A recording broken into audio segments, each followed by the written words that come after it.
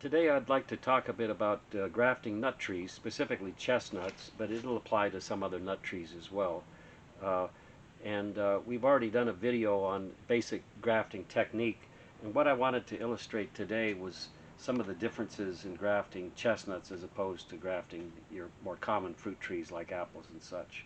So one of the differences with chestnuts and some of the other nut trees as well from fruit trees is that they have higher temperature callousing requirements. So in other words, for the union to take place in the grafting process, uh, there needs to be a higher temperature in the air for the grafts to be successful. So what that means is with fruit trees, with apple trees and such, we can graft in the springtime in March, late February, uh, and into April and whenever, and the temperature isn't so critical. But with chestnuts, I've found that there isn't good callousing until there's some active cell division, which in this case means leaves are starting to emerge, and also we're getting an ambient temperature in the daytime that's approaching 70 degrees. Now, when we can get that kind of temperature, then we're going to have good callus formation, and we're going to have a successful graft. And if we're in a cloudy, rainy period, then that's not going to happen. The graft is not going to be successful if the temperatures are in the 50s or colder, or below 60s even, um, for a week or two immediately after grafting. So what we're doing in this case is we're grafting inside of a greenhouse. Here it is early April, and in this greenhouse, and we're also at the beginning of a warm spell right now, so we're getting temperatures uh, in this greenhouse that'll easily reach 70s. In fact, they'll reach 90s if we didn't pop the doors open a little later this morning. And so we're going to get that kind of temperature that we're looking for, which is, like I say, 70 degrees up into low 80s for optimal graft success. Now, this is critical for chestnuts. It's also important for grafting hazelnuts or grafting walnuts. Hazelnuts have a similar higher temperature callousing requirement than common fruit trees. And in the case of walnuts, it's actually higher still. You want to be in the high 70s or even low 80s for good successful graft unions to take place with chestnuts. I'm sorry, with walnuts. So the other issue with grafting chestnuts and walnuts is that they can have bleeding issues where the sap is going to potentially flood the graft union, and that would be disastrous.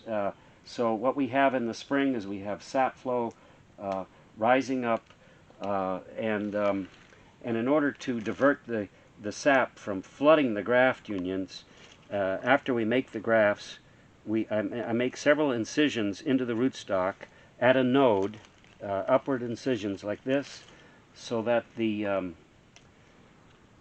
sap, the rising sap, leaks out of the slash cuts that I made in the rootstock and doesn't flood the graft union.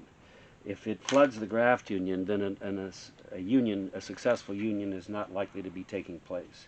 So this can be important for grafting chestnuts, hazelnuts, and walnuts in the springtime when they're in the field. Now, if these trees were bare rooted, if they were not in the earth, in soil, or in pots, then that would not be an issue. But when they're in the ground in some form or another, then that can be a real problem where the sap could just flood the graft union. And so we have to have a means of diverting the sap from doing that, and that's one simple way of doing it. Another way that we can get the ambient temperature necessary around a graft is, especially if this were outdoors and not in a greenhouse such as we're in right now, but just using a regular brown paper bag like you'd get in the grocery store, can be placed right over the graft, and then the bottom of the bag could be tied with a twist tie to secure it. And so what the paper bag would be doing in this instance would be creating a greenhouse effect inside the grafted area, and that would be another way of boosting the temperature around the graft in an outdoor setting if your temperature is not warm enough, sufficient to get the callousing necessary. And that paper bag could be left in place for up to 2 weeks or so to get that callus formation between the scionwood and the rootstock. And typically a brown paper bag will give about an 8 to 10 degree advantage over the outside air temperature. One other issue with grafting chestnuts in particular is that there is a potential issue with delayed graft incompatibility that can be a problem with many different types of nut trees, but it's especially a problem with chestnuts. Chestnuts have an issue where there's different phenotypes in chestnuts that are not necessarily very compatible with each other. So you might get a graft that's successful initially only to fail in subsequent years. And so what we found the best way of getting around that is wherever possible we're using the rootstock to be as closely related to the scion cultivar that we're grafting. In this particular instance, we're using our rootstock is Marron Combale, which is an Italian variety of chestnut that we introduced into the United States 25 years ago, and so the rootstock is our seedlings of the Italian Marron Combale variety, and we're grafting scionwood from the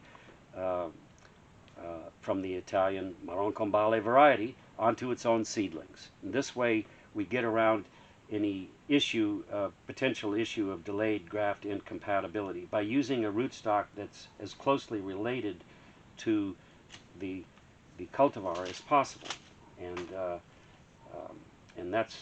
that's how we found is the best approach to getting around the potential problem of delayed graft incompatibility with chestnuts.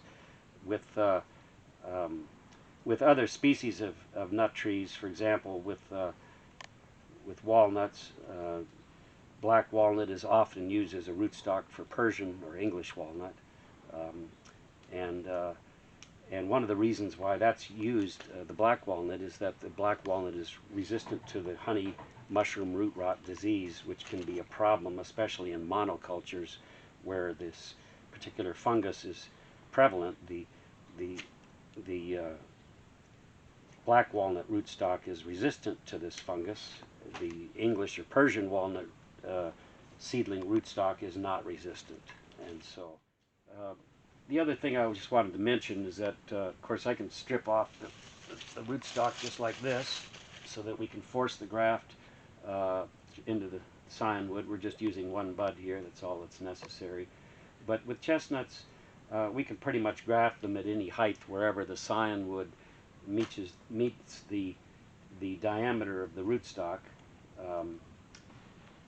So I can graft them 2 inches off the ground, or I can graft them 2 feet off the ground, or I can graft them, I could take a tall sucker and graft them way up high, even 8 feet off the ground. It doesn't really matter that much, just because unlike with fruit trees where we're trying to encourage low branching, here we're not. So they can really be grafted at any height. It might even work to one's advantage to graft them high if browsing animals or something like that is a big concern. So that would be one difference between grafting chestnuts and grafting fruit trees.